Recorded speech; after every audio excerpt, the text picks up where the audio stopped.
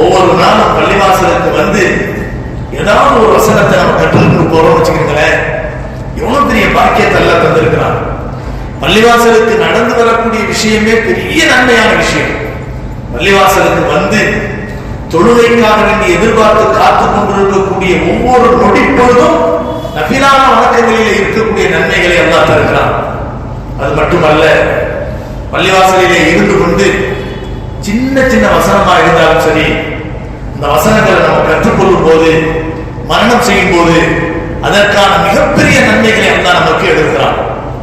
வசனம் என்று சொன்ன உடனே நம்ம நினைக்க கூடாது ஏதோ ஒரு பெரிய ஆயத்தை அவங்க சொல்றாங்க, அதெல்லாம் நம்மளுக்கு முடிகிற காரியமா அப்படின்னு நம்ம நினைக்க கூடாது.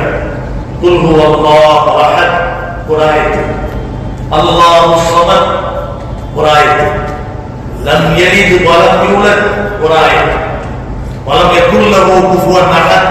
இது ஓத முடியாதா? இது எத்தனை பேருக்கு ஓத முடியும்? பள்ளிவாசலுக்கு வந்து உட்கார்ந்து குல் ஹுவல்லாஹு ஓத முடியாதா? குல் அஊது பிரப்பில் ஃபலக் ஓத முடியாதா? அல்ஹம்து சூரா ஓத முடியாதா? இது அல்லாமல் ஒரு ஆயத்தை பாடமாக்கினா கற்றுக்கொண்டால் ஒரு சினை பிடித்த ஒட்டகத்தை அவர் பெற்றுக்கொண்டதற்கு சமம் என்று நபி அவர்கள் சொல்லக்கூடிய அதே நேரத்தில் ஒரு எழுத்துக்கு பகரமாக 10 நன்மை கிடைக்கும். நபி அவர்கள் நமக்கு சாதாரண நம்முடைய மூளைக்கு புரிய வேண்டும் என்பதற்காக நபி அவர்கள் சொன்ன உதாரணம் என்ன தெரியுமா? அலிஃப் லாம் மீம் என்பது ஒரு எழுத்து என்று நான் சொல்லவில்லை. அப்படின்னா குல் ஹுவல்லாஹு அஹத் என்பதிலே குல் என்பது ஒரு எழுத்து என்று சொல்லவில்லை, அல்லாஹு என்பது ஒரு எழுத்து என்று சொல்லவில்லை, அஹத் என்பது ஒரு எழுத்து என்று சொல்லவில்லை. குல் அதுல கா ஒரு எழுத்து, லா ஒரு எழுத்து. குல் சொல்லும்போது எத்தனை நன்மை கிடைச்சது? 20 நன்மை கிடைச்சது. ஹு வல்லாஹு அஹத் ஹுவ அப்படின்னு சொல்லும்போது ஹு ஒரு எழுத்து, வா ஒரு எழுத்து. அப்போ இதுல 20 நன்மை கிடைச்சது.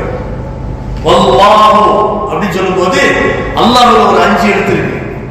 அப்படிங்கும்போது அதுல ஒரு 50 நன்மை கிடைக்கும். குல் ஹுவல்லாஹ் சொல்லும்போது 90 நன்மை அல்லாஹ் தந்தார். சுப்ஹானல்லாஹ், நினைச்சு பாருங்க, 90 நன்மை தந்தார். அஹத் அப்படின்னு சொல்லும்போது 3 எழுத்து இருக்கு, அதுல 30 நன்மை அல்லாஹ் தந்தார். 120 நன்மை அல்லாஹ் எப்படி தந்தார்?